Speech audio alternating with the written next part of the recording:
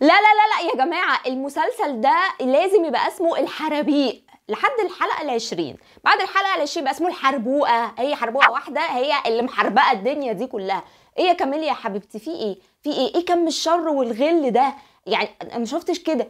بصوا بقى، المسلسل بدأ بحكاية بسيطة، ان سلمى اللي هي صبا مبارك بتحب رشيد اللي هو جوز كاميليا وعايزة تتجوزه. وبعد كده اكتشفنا ان سلمى كانت متجوزة حسن اللي هو اخو كاميليا، وان هو اكتشف ان هي بتخونه فجاله سكتة قلبية ومات. وبعد كده اكتشفنا ان سلمى متجوزة واحد تاني برضو اسمه علي، وعلي ده برضو مات، وطلع ان هو مش ميت، طلع ان هو عايش وان هو مدمن، وهي سفرته بره علشان بنتها غالية. وبعد كده اختها بقى ليلى الكيوت دي الجميلة اللي بتتكلم لجوه دي، عسل عسل عسل. بتحب مين بقى؟ بتحب مازن اخو كاميليا.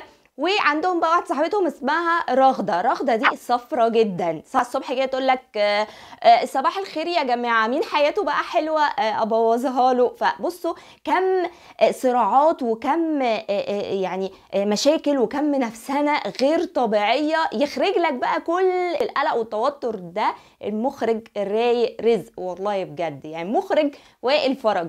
ايه يا وائل ده بجد؟ يعني ايه كم المشاكل والقتل والنفسنه والغيره والحقد وكل ده، وانت يعني عارف منتهى الروقان.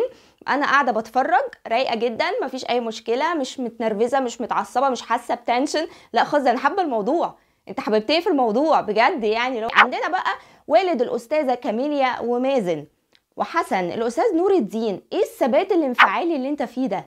وايه النفسيه الصافيه دي؟ في ايه يا جماعه بجد؟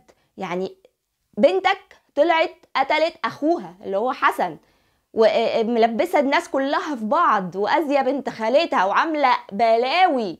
لا حضرتك لا، طب يعني انا خايفه عليك، يعني حاسه ان ايه على اخر المسلسل هيجي لك جلطه. في ايه يا استاذ نور؟ لا خد موقف، خد موقف، مش كده. انا مستنيه موقف استاذ نور لو سمحت. بعدين عايزه اقول حاجه بقى، ايه الحلاوه والجمال والشياكه بتاعت البنات دي؟ ايه يا بنات؟ ايه يا بنات؟ امارات والله، شياكه واناقه وفساتين ودريسات على طول، الميك اب والروج. يا جماعه ما عندهمش لبس بيت، ما عندهمش وقت يقعدوا في البيت. يعني كاميليا دي هتقعد في البيت تعمل ايه؟ لا دي تحربق على اي حد. حاجه بقى عجباني جدا عايزه اتكلم عليها، الموسيقى التصويريه. الموسيقى التصويريه عجباني جدا، يعني ايه لايقه كده مع الروقان اللي وائل فرج عامله. في ساسبنس او في حاجه موسيقى ايه بتعلى كده، بس ايه ما توتركش، اللي هو تبقى قاعد ايه عادي تمام، مش اللي هو بقى قلبك هيقف بقى وفي حاجه بقى جامده وحدث بقى رهيب. مع ان احداث المسلسل دي رهيبه، تبقى قاعد بتكلم نفسك. يا جماعه هو في ناس كده، في ناس كده. قولوا لي بسرعه رايكم ايه في المسلسل، وحاسين ان هو هيخلص على ايه؟ انا اتفرجت لحد الحلقه 41، ومين اتفرج ومين ما اتفرجش، واللي ما اتفرجش يدخل يتفرج ويجي يكتب لي بسرعه.